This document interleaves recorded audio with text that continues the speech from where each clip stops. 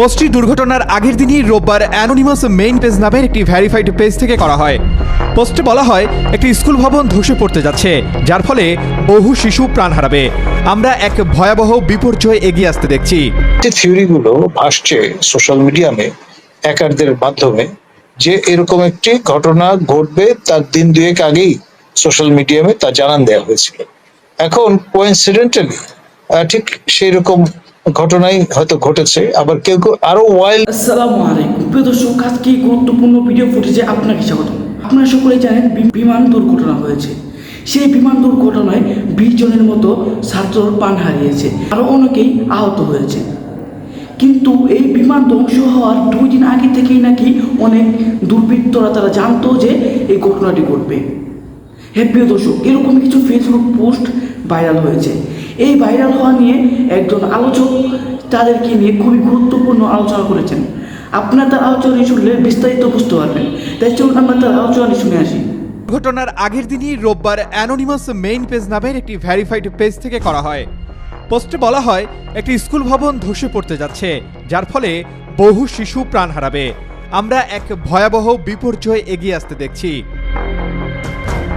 পোস্টে আরও বলা হয় এই বিপর্যয়ের মূল কারণ হবে ভবনের অবহেলাজনিত রক্ষণাবেক্ষণের অভাব। আমরা আমাদের সর্বোচ্চ চেষ্টা করব এটি ঠেকাতে। আমি একজন স্থপতি হিসেবে এই বার্তা দিচ্ছি। সোমবার দুর্ঘটনার পর ওই একই ফেসবুক পেজ থেকে আরেকটি পোস্ট করা হয়।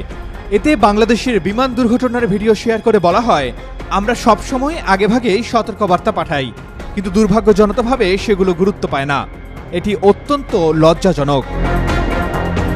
পোস্টে আরও বলা হয় বর্তমানে একের পর এক বিপর্যয় ঘটছে, তাই আমাদের বার্তাগুলো মনোযোগ দিয়ে শুনুন এবং আগে থেকেই প্রতিকার খুঁজুন, না হলে ক্ষতির দায় আপনাদেরকেই নিতে হবে। অ্যানোনিমাস মেইন পেজ নামের এই ভেরিফাইড পেজটি বিভিন্ন সময়ে নানা ধরনের আগাম সতর্কবার্তামূলক পোস্ট করে থাকে, তবে এরা কখনো নিজেদের পরিচয় প্রকাশ করে না। পেজটি যুক্তরাষ্ট্র ও নাইজেরিয়া থেকে পরিচালিত হয় বলে অ্যাবাউটে দেখা গেছে। এদিকে ভাইরাল হওয়া পোস্টটির ব্যাপারে সাইবার নিরাপত্তা বিশ্লেষক আব্দুল্লাহ আল জারিফ বলেন, অ্যানোনিমাস মেইন পেজ নামের পেজটি ভুয়া ও প্রতারণামূলক পেজ। তাদের পোস্ট নিয়ে কাউকে আতঙ্কিত না হওয়ার অনুরোধ করেছেন তিনি। আব্দুল্লাহ আল জারিফ আরও বলেন, মূলত ভবনের রক্ষণাবেক্ষণের ত্রুটির কারণে একটি স্কুল ভেঙে পড়বে বলে তারা পোস্ট করে। পরে বিমান বিধ্বস্তের সঙ্গে এটিকে মিলিয়ে তারা মানুষকে সহজে বোকা বানায়। জাবির জানান, তাদের মূল এজেন্ডা হচ্ছে গুজব ছড়িয়ে আতঙ্ক সৃষ্টি করা। এগুলো করে তারা পেজে কিছু ফলোয়ার বাড়িয়ে নেয়, এর বাইরে কিছুই না। তিনি বলেন, আমরা তাদের আইপিগুলো শনাক্ত করতে সক্ষম হয়েছি। আমরা দেখেছি এদের পুরো চক্র আফ্রিকা থেকে একটি ভুয়া পেজ অপারেট করে। সবাইকে এসব ভুয়া পেজ এড়িয়ে চলার পরামর্শ দেন বাংলাদেশের এই সাইবার নিরাপত্তা বিশ্লেষক। বলা হয়েছে যে তিনি একজন কেন এই ধরনের F7 ফ্লাইটে একাধিক পাইলট থাকবার কথা, এবং আরেকজন যদি ম্যাচিওর পাইলট থাকতেন তাহলে হয়তো এমনটি নাও ঘটতে পারে। গত বাজেটে আপনার প্রতিরক্ষা খাতে অর্থ বরাদ্দ কমিয়ে দেওয়া হয়েছে। এটা খুব বিজ্ঞজনোচিত কাজ হয়েছে বলে আমি মনে করি না। আমি যেটি বলবো সেটি হচ্ছে এই যে আমার জ্যেষ্ঠ মাতুর তার মেমোয়াতে লিখে গেছেন, তারা যখন কিশোর ছিলেন তখন পিকনিক করতে তেজগাঁও এয়ারপোর্টের আশপাশে যেতেন।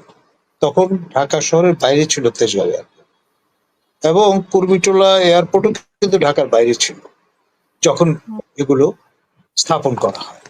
এখন আপনার শহর বড় হয়েছে, Dhaka is the city of the country, এবং এটি ক্রমশ এমন পরিস্থিতির মধ্যে আমাদের নিয়ে গেছে যে আপনার এই বিমান যে ঘাঁটি বাসার এবং বঙ্গবন্ধু বলে যে ঘাঁটিটি ছিল, এই ঘাঁটিগুলো সময় এসছে শহরের বাইরে নিয়ে যাওয়ার। এক, দ্বিতীয়ত আপনার পৃথিবীর সব দেশেই আপনার বিমানবন্দর শহর থেকে অনেক দূরে থাকে, ফাঁকা জায়গায় থাকে।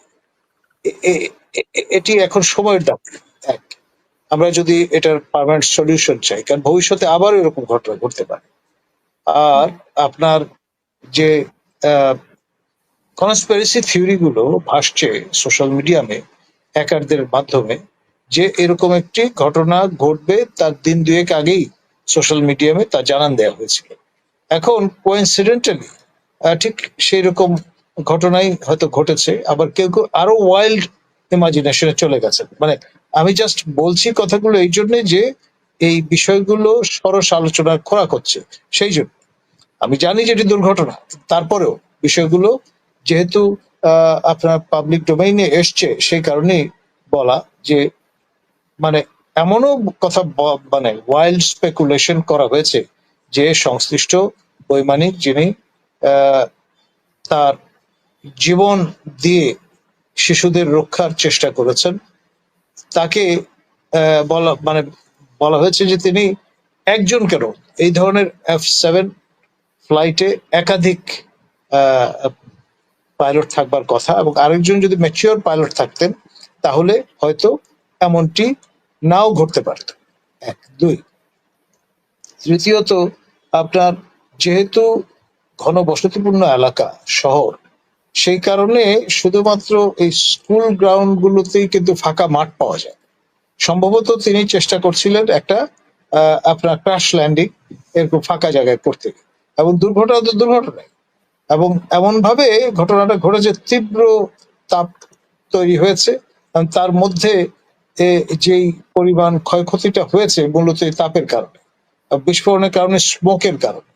সব মিলিয়ে এটা থেকে যদি আমরা লেসন্স লার্ন না করি তাহলে ভবিষ্যতেও কিন্তু এই ধরনের ঘটনাগুলো ঘটতে থাকবে। সেই জন্যে আমার মনে হয় একেবারে কোনো কিছু কাভার আপ না করে এটাকে পুরোপুরি জনগণের সামনে পরিষ্কার করা, এবং আপনার যে বিষয়টা আমাদের ব্যারিস্টার সারোয়ার বলেছিলাম তার সঙ্গে পরিপূর্ণভাবে একমত, যে পর্যাপ্ত পরিমাণে ক্ষতিপূরণ দেওয়ার ব্যবস্থা করতে হবে। সেইটি আমরা নমিনাল টোকেন ইজমের দ্বারবর্তী যাতে না হই, দুই। তৃতীয়ত আপনার ফ্লাইট সেফটির যে নিটিগিটি বিষয়গুলো আছে সবগুলো আপনার অ্যাডহিয়ার টু করা হয়েছে কিনা। এবং আরেকটি বিষয় আমি বলবো, সেটি হচ্ছে গত বাজেটে আপনার প্রতিরক্ষা খাতে অর্থ বরাদ্দ কমিয়ে দেওয়া হয়েছে। এটা খুব বিজ্ঞজনোচিত কাজ হয়েছে বলে আমি মনে করি না। প্রফেসর ইউনূসের এই হুকুমতে উচিত ছিল পারলে ইনক্রিমেন্টালি তা বাড়ানো, এবং ফোর্সেস গোল 2030-এর সঙ্গে সঙ্গতি রেখে সেটি বর্ধন করার এখনো সময় আছে। এই ঘটনার পরেও যদি আমরা সতর্ক না হই, কমপ্লাইন্ট থাকি, তাহলে জাতি হিসেবে আমি বলবো যেটা আমাদের জন্য দুর্ভাগ্য। ধন্যবাদ।